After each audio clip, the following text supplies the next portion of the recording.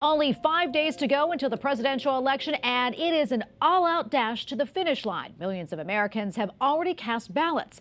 The presidential and vice presidential nominees hitting multiple states, hoping their final stops will seal the deal with voters. Kamala Harris telling reporters today the stakes are so high, while Donald Trump promises rally-goers in New Mexico, if elected, he'll bring back the American dream. White House Correspondent Owen Jensen reports. Owen. Tracy, good evening to you. Tonight, the campaigns of Donald Trump and Kamala Harris head out to the western United States. Trump visiting New Mexico and Nevada, and Kamala Harris traveling to Arizona and Nevada. And on this Halloween, not in search of candy, but rather votes.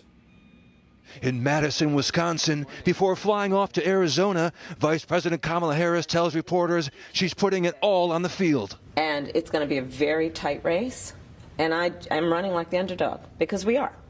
Donald Trump's been running for the last decade. Meanwhile, Donald Trump, who is planning to cast his vote on Election Day, holds a rally in Albuquerque, New Mexico. But I've come here today with a message of hope for all Americans.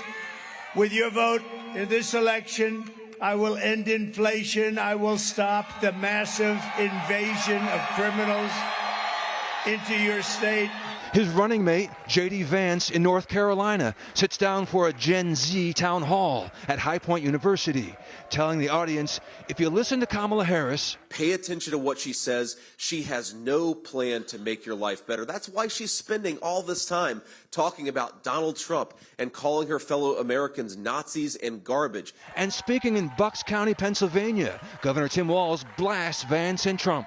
So let's just be clear to those folks who say, oh, I kind of like Trump, but he kind of knows me or whatever. J.D. Vance and Donald Trump know nothing about working class people other than how to take advantage of them. That's the only thing they know. Just yesterday in Wisconsin state capitol, Harris called for Americans to stop pointing fingers at each other as she tried to push past comments made by President Joe Biden about Trump's supporters and garbage. And just up the road from there in Green Bay, Wisconsin, Trump climbed into a garbage truck that carried his name as he tried to draw attention to the Biden comment, and he wore an orange and yellow safety vest. He said his appearance in the garbage truck was, quote, in honor of Kamala Harris and Joe Biden.